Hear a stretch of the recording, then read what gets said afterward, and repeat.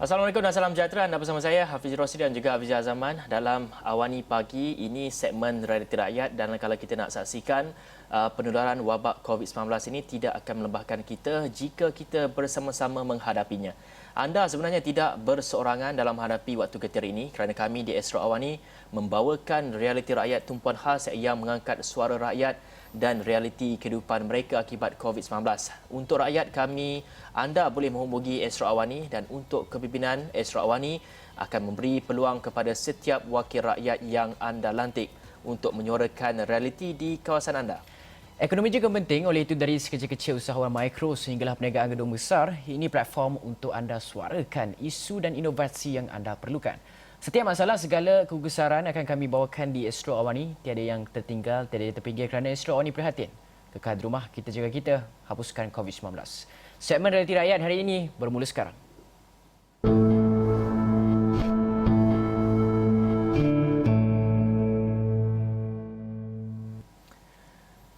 Baik, dalam segmen Realiti Rakyat kali ini kita nak mendekati usaha penyaluran makanan kepada golongan yang susah. Di mana ketika pelaksanaan PKP ini ramai orang terkesan kerana tidak dapat keluar bekerja dan bagi mereka yang berpendapatan secara harian iaitu menjaja bekerja secara harian pastinya merupakan golongan yang paling terjejas dan dalam meniti hari-hari yang sukar ini mereka menagih sokongan masyarakat tidak mengira sokongan kewangan maupun bekalan makanan. Dan mengambil kira situasi begitu, satu pertubuhan kebajikan Yellow House tampil untuk menyalurkan sumbangan dan juga sokongan sehubungan ini hasil crowdfunding atau pendanaan awam daripada masyarakat. Dan untuk kita teruskan perbincangan kita akan bersama dengan pengasas Yellow House itu sendiri, Syam Priyah. Hello, good morning Syam. Hai, selamat pagi Hafiz.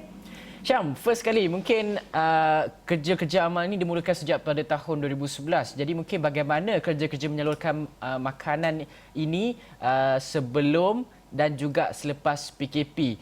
Juga dari sudut sumbangan orang ramai, adakah ia bertambah? Mungkin apakah bentuk-bentuk ataupun kebiasaan-kebiasaan norma baru yang dibangunkan ketika PKP ini dan adakah adaptasinya sejauh mana? Okey, so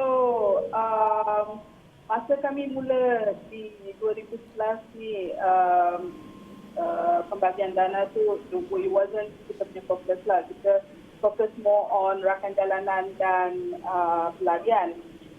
Tapi semasa COVID ni kita tengok ada keperluan, jadi kami mula crowdfunding pendanaan awam ni 1 April.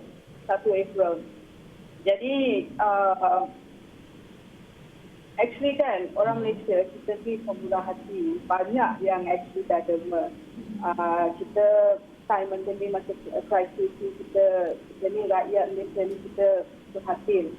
Jadi, pendanaan awam ni, alhamdulillah ada lah. Ada orang masih bagi derma.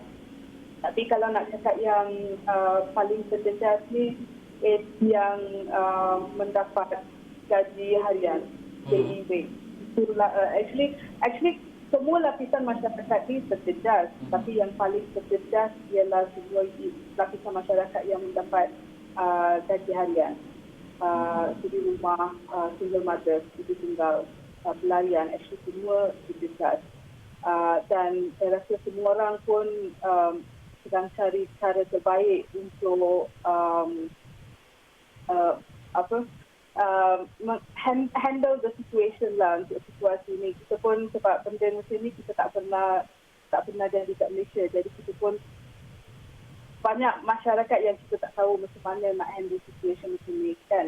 Okay, jadi Okey Syam, kalau kita tengok apa yang Syam katakan sebentar tadi iaitu melalui crowdfunding dan melalui sumbangan-sumbangan orang ramai semua. Jadi boleh tak Syam kongsikan bagaimana sebenarnya pihak Yellow House ni mengesan orang ni mereka ni betul-betul memerlukan bantuan ini dan sumbangan ataupun penyaluran ini adalah melalui platform bagaimana? Okey.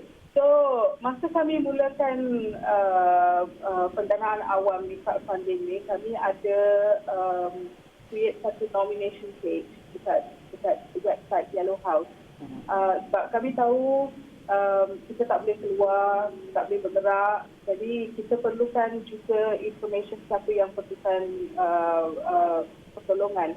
Jadi kami buat satu nomination page, dia page pencalonan. Jadi kita tanyalah pertolongan masyarakat Malaysia, jadi telinga dan mata. So maybe our ears and eyes. So kita tengok jadi kita you tahu siapa-siapa yang perlukan pertolongan, kita boleh calon on our website. Lepas tu kita akan call, thread, lepas tu kita akan hantar. Sebab memang the networking tu kita kena buat. Sebab this is the new normal. Kita tak boleh keluar cari apa semua. So kita banyak orang Malaysia, actually a lot of them, dia pencalon on the website. Lepas tu that's how we've been doing.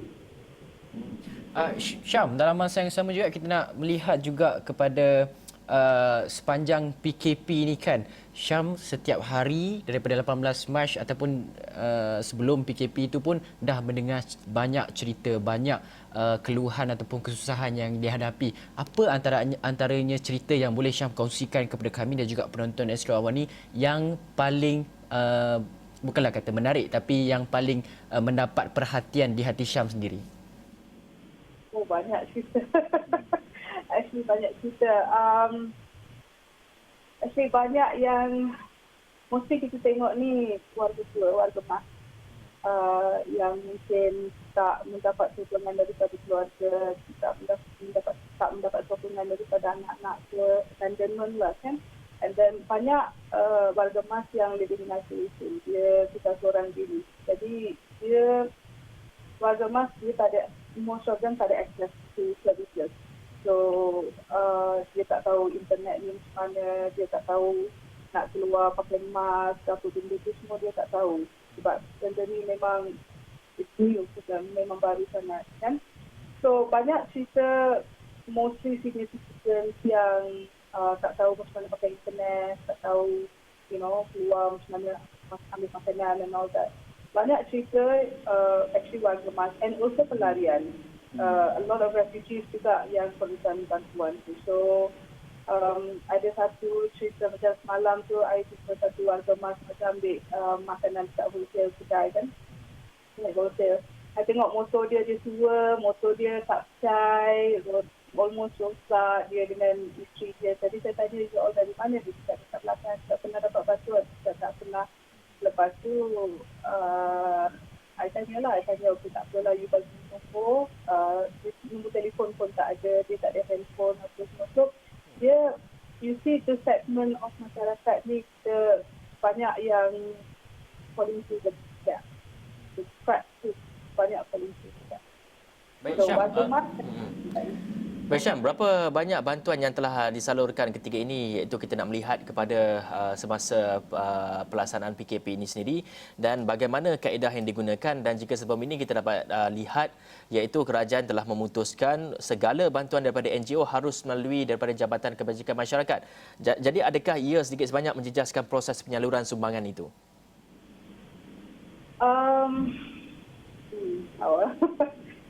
Actually guidelines yang MPN, PKM bagi sebelum ni bagi situation memang ikut lah.